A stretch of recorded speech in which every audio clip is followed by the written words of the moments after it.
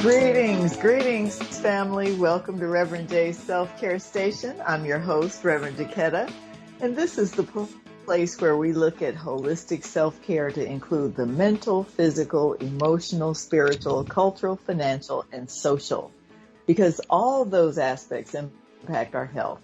We look at the 5 pillars of self-care when we look at the physical: nutritious food, clean water, fresh air, exhilarating exercise, and rejuvenating rest to keep our body temple healthy. So let's get ready to make a powerful self-care plan, primary health care plan. We always begin by offering libation to honor the shoulders on which we stand. So while you get your water or other liquid ready for pouring or drinking, let me say that we begin by honoring that great ancestor, the first, the creator, the one out of whose being, whose self, everything and everybody came. So we honor the creator, Ashe. And today we're pouring libation to all those beings who just in the last few months have become ancestors. I read something that said there are actively 22 wars taking place on the planet right now. And the one, of course, that we're being made most aware of is the one in Palestine and Israel. Many people have become ancestors just in the last few months. So I want to honor them. They've taken a hit. Some of them have done it voluntarily if you look at it from a spiritual perspective. Some of them were caught unawares, both physically and spiritually. So I want to honor them because we now stand on their shoulders. They now know more than we do. It doesn't matter their age when they were here.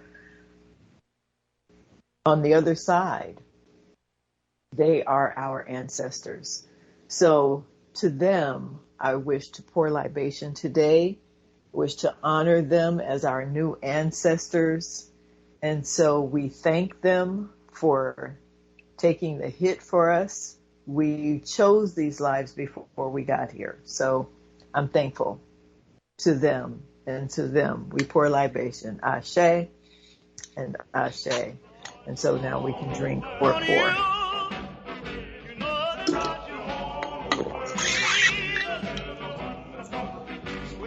All right. Thank you so much for participating in the libation with me. I have a guest here with me today, Sister Dawn James, who has written her story. She's a conscious living teacher, an award-winning author, a sound healer, and spiritual mentor. Dawn James says writing her life story was healing and liberating. In her book, Unveiled, Autobiography of an Awakened One, Dawn shares her experience with physical adversities and spiritual phenomena and how she found a way of using them to unveil her connection to spirit and a higher and deeper understanding of her life journey. A spiritual crisis and awakening in 2003 led Dawn to begin journaling. She was searching for answers as her life suddenly turned upside down and inside out in 24 hours. Her journal became her best friend, her confidant, and in time her personal swami, as she discovered the answers are all within. 7 years of journaling gave Dawn the courage to start writing books, along with some inspiring words from the late Sylvia Browne. Today, Dawn James is not only a 14-time author. Her spiritual story, Unveiled, Autobiography of an Awakened One, earned an International Book Award in 2022, and she has guided and mentored over 400 writers to share their stories through her publishing company, Publish and Promote. Sister Dawn, welcome to Reverend J's Self-Care Station. Good day, Reverend Jay. Greetings, greetings. I am so excited to be with you this afternoon. Thank you for inviting me. You are welcome. On more than one level, you are so welcome. You know, I was reading your book, and I did something I've never done before. I started reading at the back. And as I was reading each segment, I said, wait a minute, how did that happen? So I go back a few more pages. Hold on, how did we get up to that? And I was working my way backwards. And this is this story, your story. I learned so much about you by reading your story. What led you? I mean, what led you to Unveiled? What got you here? What got me here was I had been thinking about writing this when I first woke up spiritually in 2003, but I didn't feel the world was ready. I really didn't feel the world was ready for all this stuff about being a spiritual being and being conscious that we have this immense capacity and so many beautiful gifts. And so I went back and forth, but then 2020 hit, as you may recall, and it was a year that shook so many people to their core. So many busy people had stopped moving, had time to think and reflect. So many people began to have a conversation with themselves. What am I really here to do? How do I want to really take part in this world? We don't even know where this world is going. And so with all that stirring of questions and people waking up to so many new truths they didn't pay attention to, when the world stopped moving, I said, you know what? This feeling, this stirring in people, this is what I felt in 2003. I said, this is the time to start writing the story.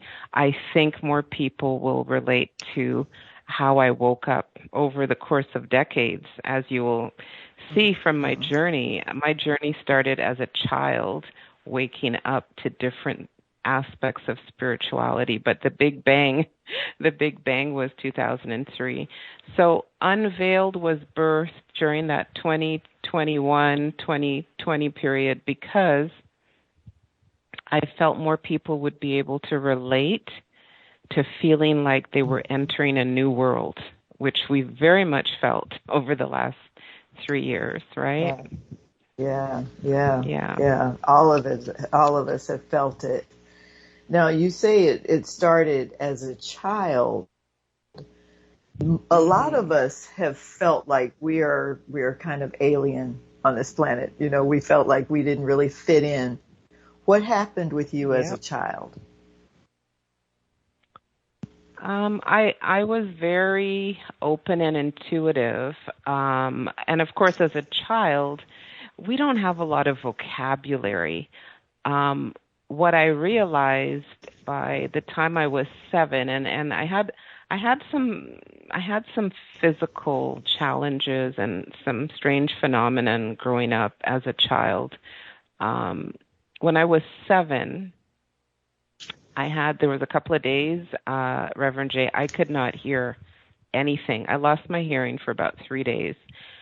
It was totally unexpected and highly unexplainable, even by the doctors.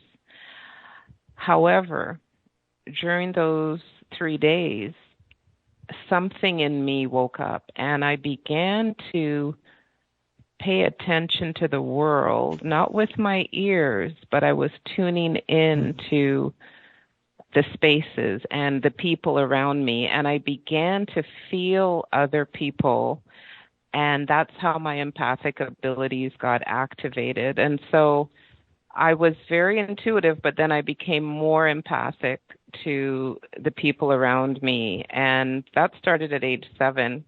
And throughout those early years, I experienced different aspects of waking up. So that my journey started at a young age, and I just allowed things to unfold, and it wasn't always comfortable for me. Um, Right.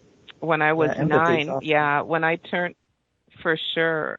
And when you say some of us feel alien, I have to tell you, I've had some very unusual physical phenomena, and I used to really think maybe I wasn't baked in the oven long enough. Maybe they left some parts out. Um, because I kept thinking, well, why is this not working now? And how come it was working yesterday, but now how come I can't hear or I can't see? And I started wondering, like, did you forget a few parts? um,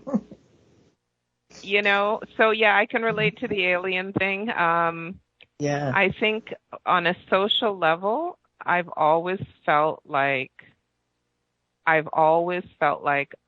I had to do a lot quickly because I wasn't going to be here for long. I've always had that feeling as a Mhm. child, like I've got to hurry up because time is Mhm. limited, and I've had that feeling my whole life. Yeah, Interesting. And yeah, as you say that, I'm thinking when you say not very long, that often doesn't necessarily mean in years. It means in that stage. Sometimes you're not going to be who people know you to be very long. And I saw that right. in your story. You Cor- shifted and changed and you changed and you changed. So you weren't that person very Yeah, long. That person did die out to everyone who knew you. But explain a little bit before we go that's further. true. Explain empathics for people who aren't sure what that actually is. So empathic is having an ability to feel what others are feeling. That's like a rudimentary definition. So, for example, I remember as a little girl going on the public transit, and as I'm walking through the aisle, I would turn and look at someone, and if they had a toothache, I'd go up to them and say, "I'm so sorry your tooth is hurting you." And so it drove my Wow. mother crazy because she would be like, "Stop that. Don't be saying those things to people." And, her MO was, "Dawn, you need to not talk to anybody, about these things." Empathic is having the ability to Yeah. tune in to the energies and vibrations around you. And that could be other people, it could be pets, it can be,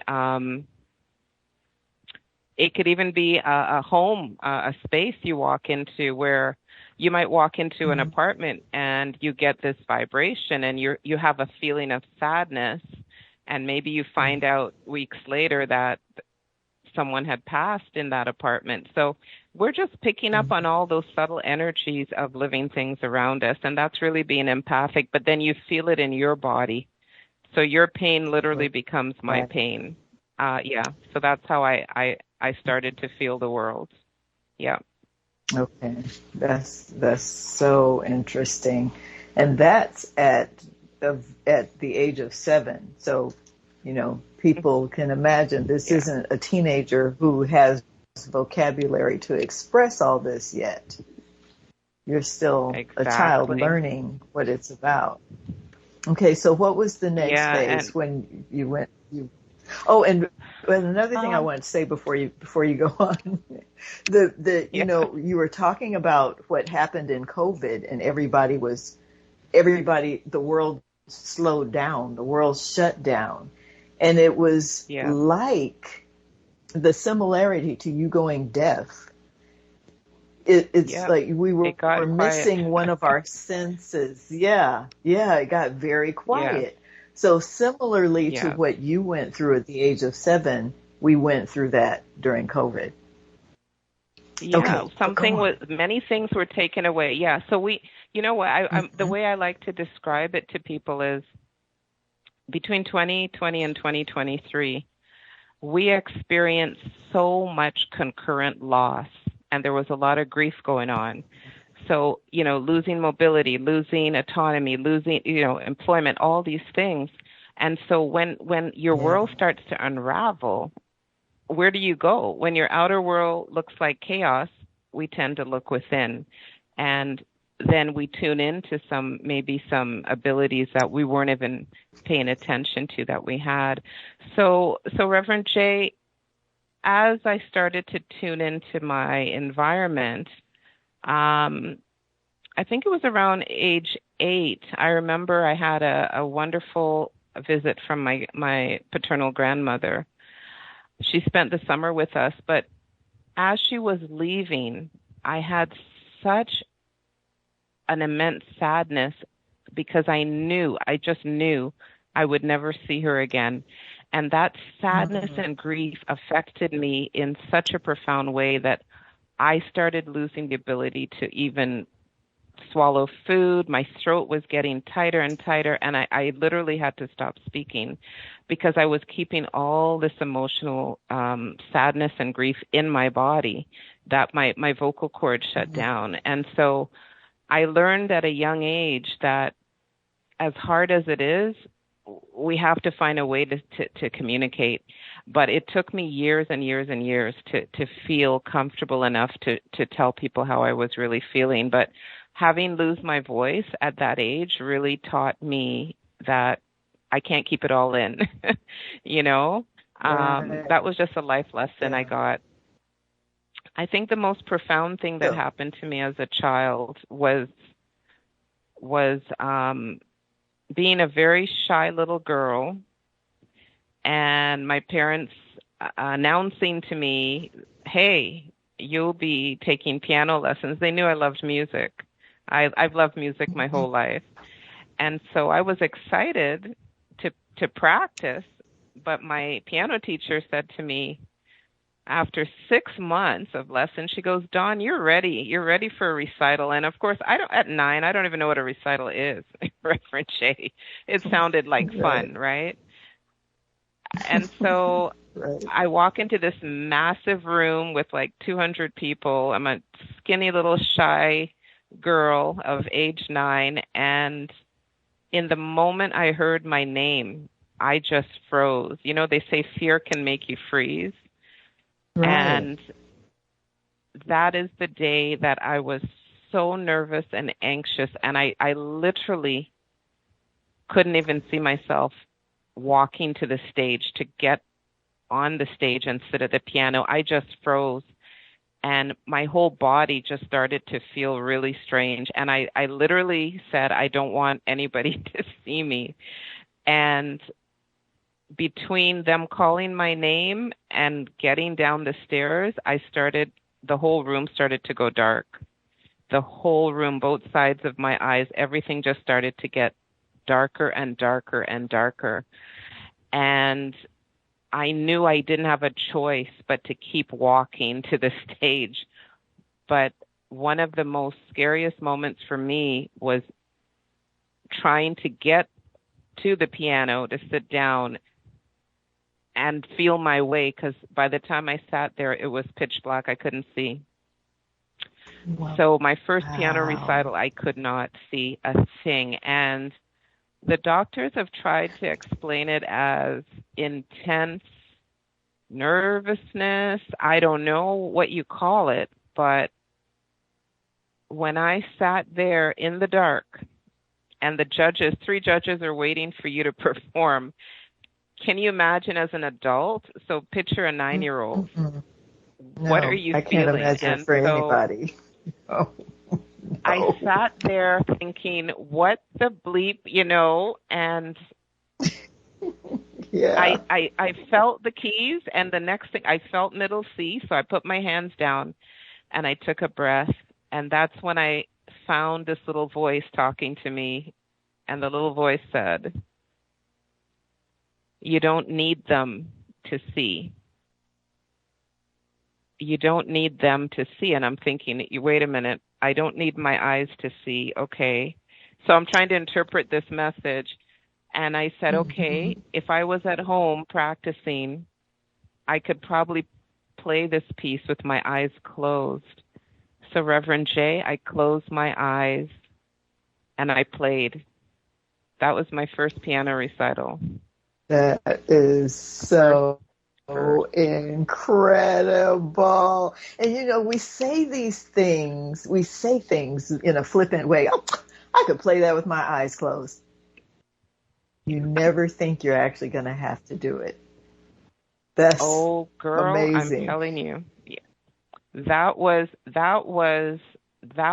the day I will never forget because and I just got to finish this piece. So what happened? I finished my piece and I'm sitting there in the dark and I raise up one hand to wave and my mother comes flying down because she knew something was wrong. I couldn't get up. I couldn't see. I didn't know where to turn, left, right, nothing. I just put up my hand and I waved. And I'll tell you, the most secure feeling I ever had was feeling my mother's arm wrap around my arm. She whispered to me, "What's going on?" And I said, "Mom, I can't see." And she just tapped me and she grabbed my arm and she got me off that stage. Wow. I will never forget that day. Wow. It took about 45 minutes it took 45 minutes for my vision to come back. And by the time it came back, we were already in the car and I didn't think it would happen again, but it did. It happened again and again and again. So I played classical piano for 11 years, and I'd say 8 of those 11 years, I often would perform without any vision. It always came back after my performance. So I think it was nerves. I really do. I really do. So that's on the physical level. On the physical level, it was nerves. What do you think it was beyond that? Do you know, have you gotten any insight into what was unfolding in you for lack of physical I wouldn't vision? come to, yeah, that's a great question. I wouldn't come to understand that until I was in my late 30s and I had to speak in public. And a similar thing happened to me. What I believe on a metaphysical level or a spiritual level, the moment that I was asked to perform, my crown would be like on fire. My crown was just beyond hot. And until I actually got outside and got some fresh air, my sight wouldn't come back. And I started to relate this feeling in my crown to, it's almost like someone had a light shining down on my head. And I finally figured it out as an adult that there was a vibrational change happening in those moments. And I had to trust. I think I was being asked to trust spirit. I was being asked to trust spirit. And in trusting spirit, I started to trust myself. By the age of 11, I was a different person because I was confident. I wasn't shy. I could stand up in front of a room of 200 people and I would not be nervous. So that part of me started to develop. The confidence came through those experiences. But I really feel in the core of that, I had to trust spirit. Okay. Wow. That's a deep way for spirit to get you to trust. It's like, yes. Just to take away what we stand on. I mean, this is what we stand on. We stand on our physical senses. So take it away. You'll have to trust me now. Wow. Okay. So then the battle continued. The struggle continued. You hit it continues. 19. I hit 19 and oh my gosh, how much time do we have? What I'm going to say to the listeners is what was told to me by someone who was more spiritually adept than I was at 19. I didn't meet her until I was 21, but what she explained to me is just because you can do something, just because you have a gift, doesn't mean you use that gift unless there is a purpose. unless there is a purpose or you're called. So for those of you listening who may be energy healers, Reiki, therapeutic touch, what have you, you're called to be in service, right? You know when those gifts are needed. When I was 19, I had an experience which, again, I didn't have the language, but I was missing somebody who was in my life who suddenly was not in my life. And I lost touch with them. And I remember lying on my bed thinking I would really love to find out where this person is. And I didn't know what I was doing, but I separated my consciousness. I guess you'd call it astral traveling. I basically separated from the shell. And during that time, I had an unpleasant interaction with another being, and that led me into a very dark place. I was very fearful. It's probably the first time I was truly fearful of having to fight literally for my life. And what I came to learn years later from this lady is she said, unless you're called to be in service and maybe you need to travel to, do distance work or be in the company of someone who needs healing, she said, it's not something you do. Just, it's like, oh, I'm going grocery shopping. Oh, I think I'm just going to pop out and, And so from that experience, I learned how vitally important it is. And she was the one that said to me, you should always protect your physical self before you start traveling. And she gave me a number of pointers to do. And one of those things was prayer. You can protect yourself through prayer before you travel. She also talked about working with certain crystals. She talked about sound, which I love sound. She said there's many things you can do to protect your physical shell if you're going to travel. And that was a big lesson for me, although it came years after I had that traumatic experience. That experience left me temporarily. It had affected my spine, and I had some difficulty walking.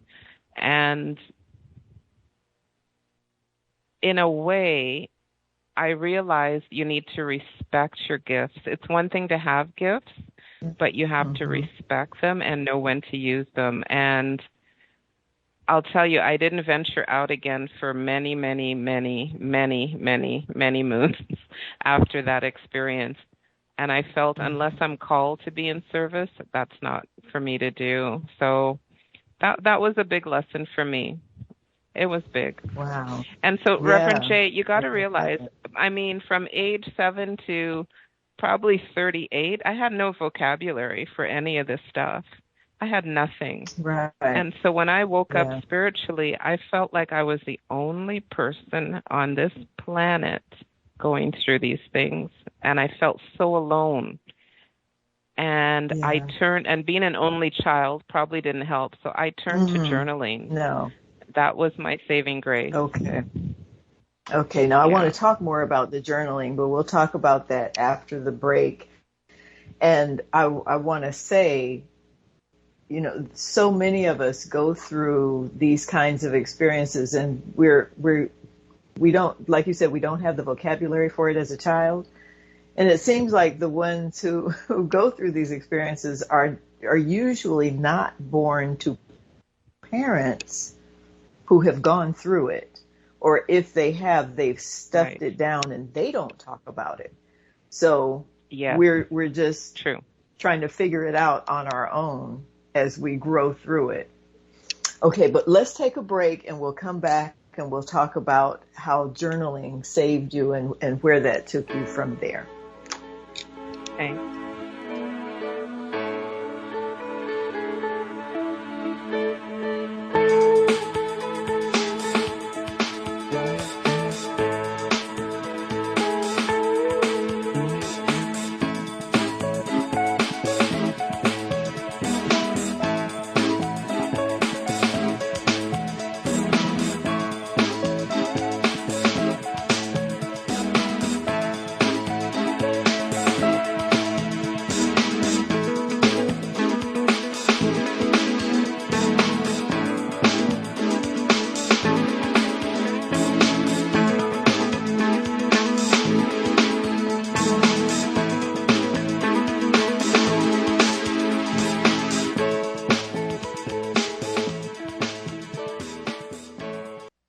Greetings, family. This is Reverend Jaquetta, your self-care specialist. We're inviting you to come to Reverend J's Self-Care Station, where we'll talk about self-care from a holistic perspective, dealing with the mental, physical, emotional, spiritual, cultural, financial, and political. In order for the nation to be healthy, our community must be healthy. For the community to be healthy, our families must be healthy. To make our families healthy, we ourselves must be healthy. So join us as we talk about holistic self-care. The key is to make a strong self-care plan your primary healthcare plan. Let's talk at Reverend J's Self-Care Station Wednesdays, 2 p.m. Pacific, 4 p.m. Central, 5 p.m. Eastern Time, right here on InnerLightRadio.com. You can visit our website at www.thewholeselfministries.org or call me at 323-777-3300.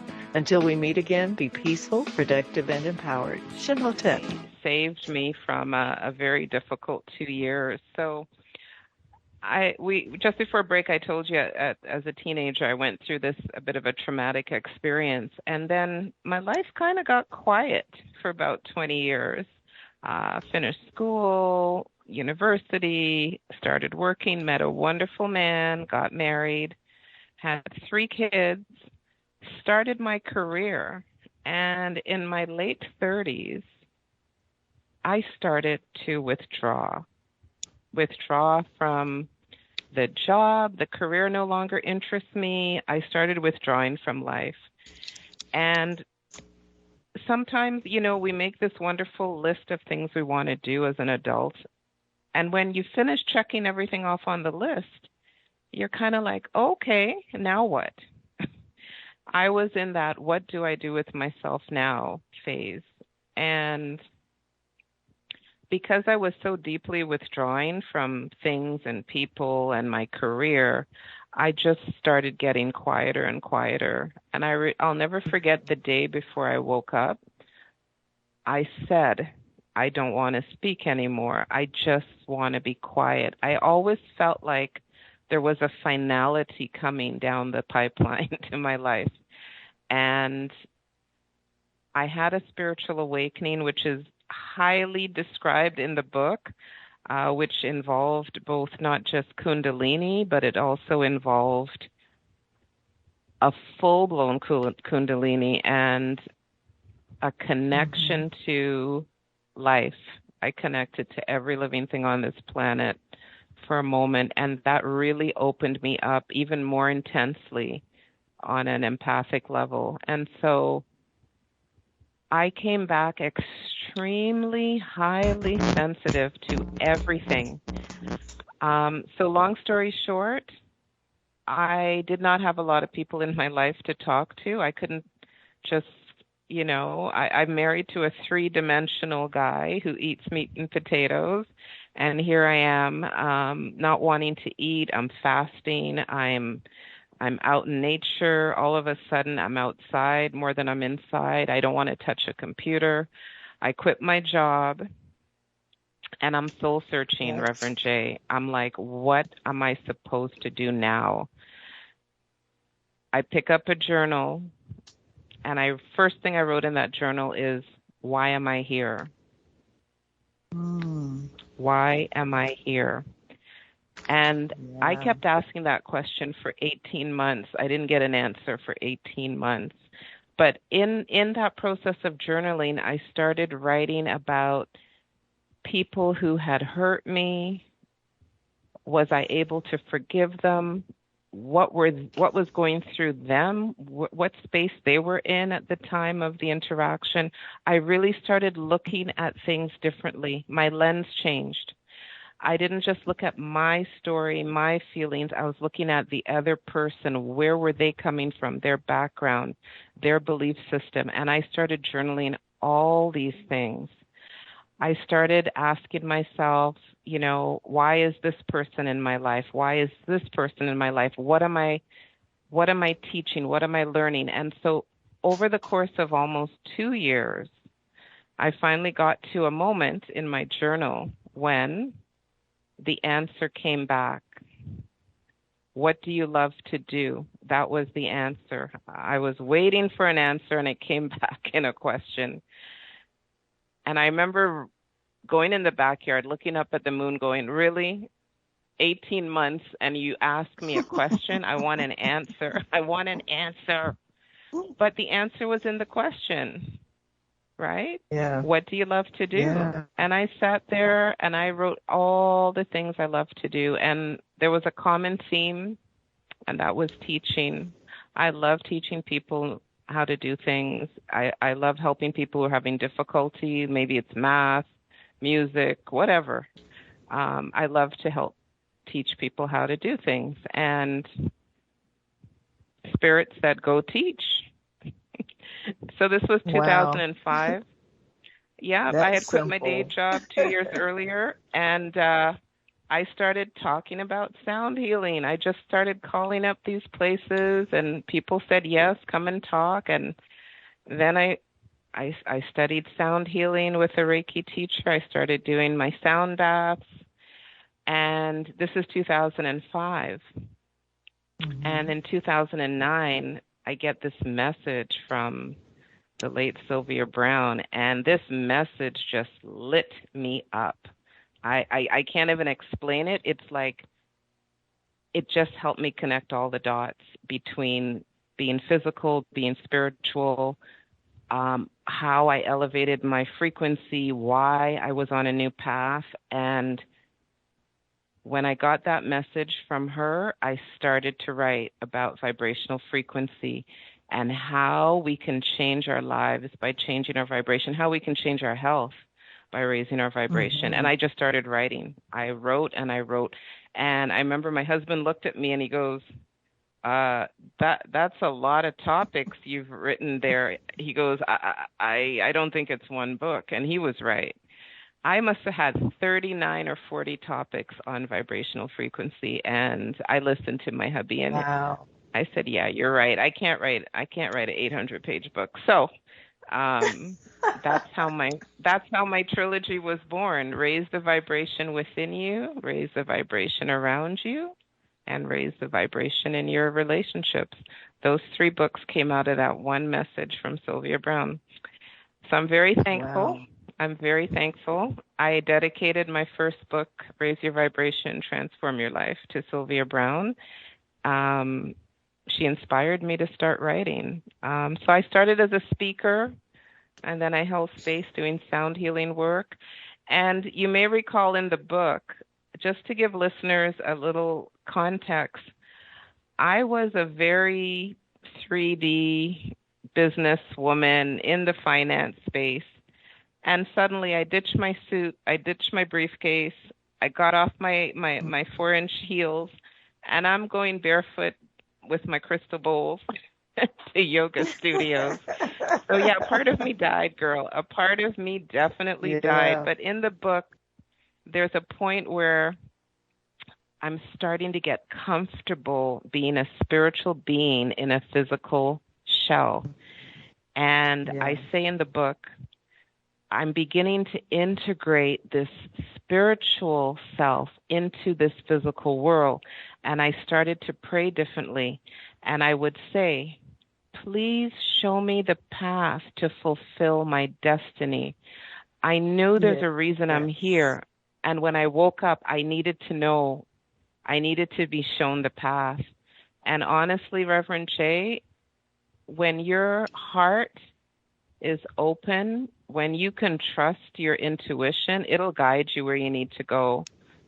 I just feel very blessed that I feel blessed that I listened to Spirit, and without any plans, I stepped on the path, and I'm just paying it forward now through writing, speaking, sound healing. I love working with writers. It's been an evolution of being in service, and it all started by waking up.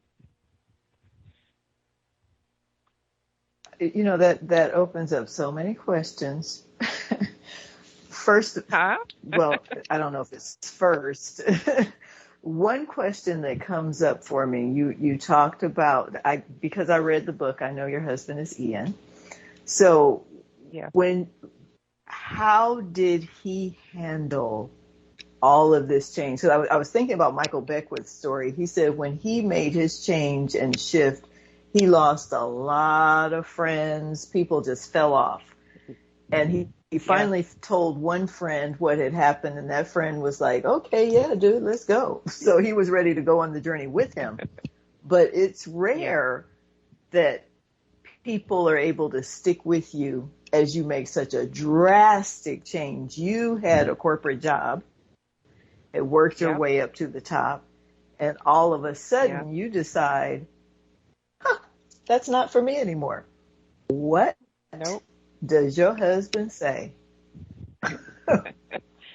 Well, I'll tell you. What did your friends say? How did they all handle that? Yeah. You know, it's funny you mentioned that. When I look back to 2003, most of my friends were lawyers. They wore suits. They had a BlackBerry. Mm-hmm. I think there's only one or two people I are still keep in contact with from that period. Like, that life truly ended. And all the new people that started coming into me were more holistic. I mean, I was interacting with yoginis and energy workers and channelers and sound musicians, you know. So as my vibration changed, yes, some people faded out of my life, but a whole wave of new people came in, and guess what? Their vibe matched my vibe. That's the key, right? They say your vibe is your tribe. That's the key. And so I embraced those new people coming in. I honestly believe everyone in our life is in our life for a reason. And that time could be a day, an hour, decades. When we were married, doing the, you know, go to work, see you after work, honey, and, you know, check on the kids, do the homework, pay the bills.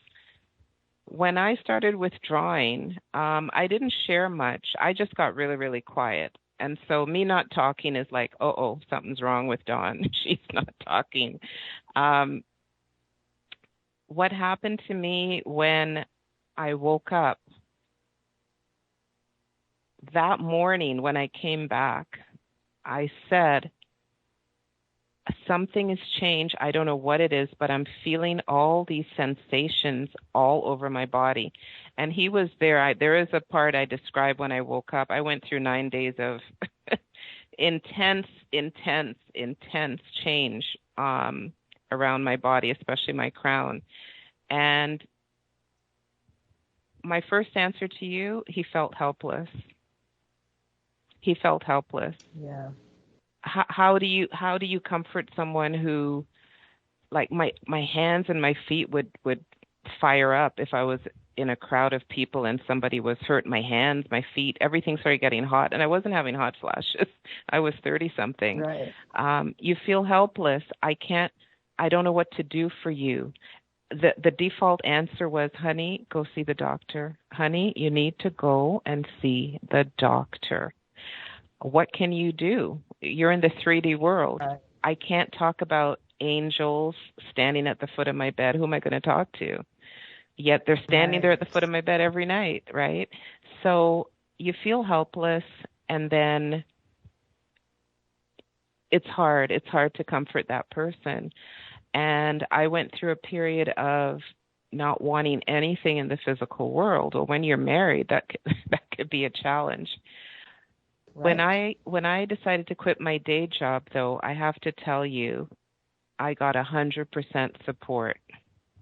And he said to me, take the time you need to figure out what you're here to do. And that was a huge relief to hear that. Take the time you need to figure out what you're here to do. So there was no, like, oh my God, you can't quit your job. No, there was, you take your time. Because he knew I was not happy. I was miserable in my career. So I took the time I needed. Now, when I decided to step on the holistic path, that was understood. That was worked on, no problem. But my spirituality was still more important than my physicality. And so, again, being married, there had to be a discussion and a bit of a, compromise, because it's like, you're still on this physical plane, honey. Yeah, I know you want to do all these wonderful things, but we're still married, right? So we had to do that song and a dance. What I really appreciate, though, is even though people in your life may not know 100% of what you're going through, if they can still support you in some way, it's great. And when I started, my Kundalini experiences were still quite active for the first 6 months. I started reading a ton of books, but I was sharing that knowledge with him.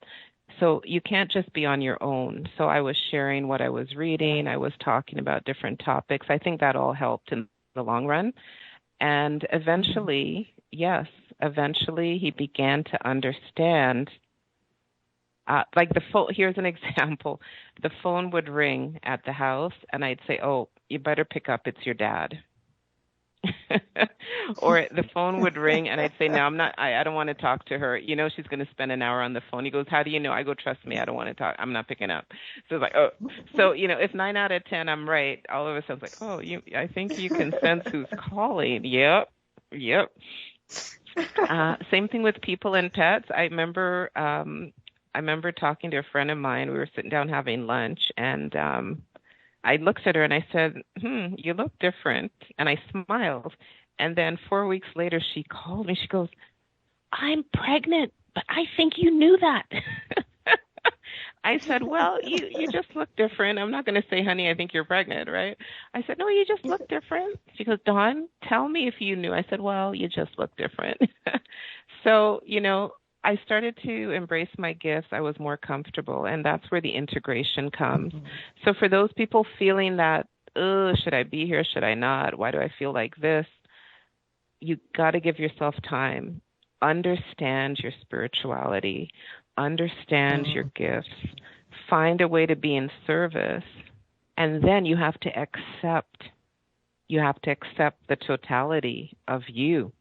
And one of the first things I talk about in the introduction of my book is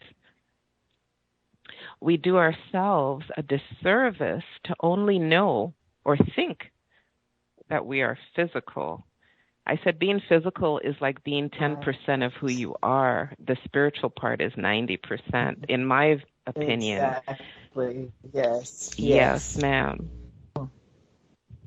Yeah, and we see it completely differently because again, we're relying on our physical senses, and you were forced at an early age to release your physical senses. And if we would allow ourselves to tap into something other than the physical, and even through meditation, that's part of what meditation helps us do. If we can get ourselves to stay focused long enough, we can start to get past some of the physical and recognize just how big that spiritual aspect is. It is immense. Yeah. Go ahead. Yeah. In all fairness, though, to everybody else listening, you had an advantage many people don't have because your husband is who? Your soulmate. Oh, boy. He's my soulmate. Which is in the book. Chapter 6. So y'all have to read her book. You have to read Unveiled. You have to read, because see, that's how I kept going back. Wait a minute. How did they get? Wait a minute. I tell you. Oh, now I got the whole tingles going on. Yeah, I said to you at the beginning, everybody is in your life for a reason. Everybody. And so, you got to read the book. So we've been married more than once. That's all I'm going to say. But in this lifetime, we've been married once. But you got to read the book to find out about how we met and how things navigated that we got married and had a family. And I do want to say next week will be 35 years of marriage for us. Next week. Yes. I'm a dinosaur, y'all. I'm a dinosaur. That is absolutely marvelous. Congratulations to both of you. Thank Now, you. you Thank also you. It mentioned, takes work. No, hold on. I don't want. yeah, It's not yeah, all because roses and chocolate. It takes work, people. It takes work.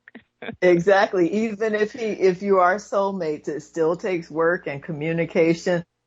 And that's what struck me about how he handled everything, because he knew, whether he knew you were soulmates or not, because like you said, he's 3D, whether he knew you were soulmates Very. or not, he was comfortable and confident in his Yes. place in your life.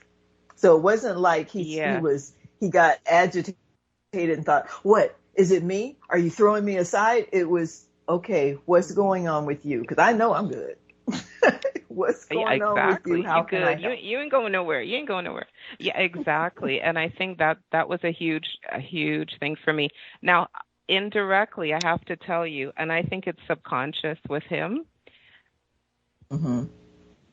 We both love Costa Rica, but I do believe Ian paved the way for us to make that move. And my soul has been calling me here for 50 years, 50. So I think subconsciously he's been navigating this journey. It's not a conscious thing, but I think subconsciously he has been clearing the path Mm-hmm. for us to be in a place that we both love. And yeah, it's been a journey, and every now and again I look back and I start connecting the dots. Oh, this happened because this was going to happen. Oh, and here we are today. And that's something I Right. encourage everyone to do. Pay attention to those major moments in your life, because those major Yes. moments are opportunities for us to wake up. I want to share this phrase with everyone today. Get unveiled. What's that meaning of getting unveiled, which is my website, getunveiled.ca. I say setbacks are often setups for you to wake up. Get unveiled and Mm. remember why you are here. That's how I feel about getting unveiled. I remembered why I came here. And I would love everyone to have that memory of why, the real why you are here at this time. Yeah. Yes. Yes. I love that. You said setbacks are often setups for waking up. Yes. Get People need unveiled to and get remember that. why you're here. Yes, ma'am. Yeah. Yes, Wow. ma'am.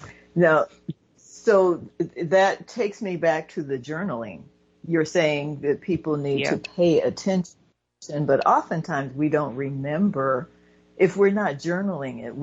It helps to write things down, that when those pivotal moments come, if you've written it down, it helps to be able to go back and read it later and say, "Oh, yeah, Yes. now I see." But if you haven't written it down, sometimes your memory gets faulty. And that's why people don't remember that they prayed for something, because you didn't write that down, and when Yeah. things start happening to you, you forget you said it. You brought this. You That's called it. right. Yes. Yes. Yeah. I wrote Yeah. for a year and a half. I Yeah. wrote everything down, and I look back and I go back to that journal. I have it. It's near my bed, and I'm like, oh yeah, I remember about that week. I think having my journal Yeah. helped me write my life story, because everything that I experienced for the first 18 months is written down. Every physical and spiritual event. And so that definitely helped me write the last two chapters when I woke up. Um, I just feel if more people could sit with their thoughts and look at their life from a higher vantage point, you'd begin to see some of Hmm. those major moments, positive or not, but some of those major moments are opportunities for us to shift. Yes. They're opportunities. Exactly. Yeah. Exactly. Yes. And positive and negative are terms that we attribute to them, because since they all teach, they can all be considered positive. Regardless of how bad and how atrocious they may seem, they can all be considered positive. So Yeah, I give mean, your contact I call information them one bumps. more time. Oh, sorry. Go ahead. I'm To sorry. reach No, no. me, sorry, I don't say negative. I say bumps in the road of life.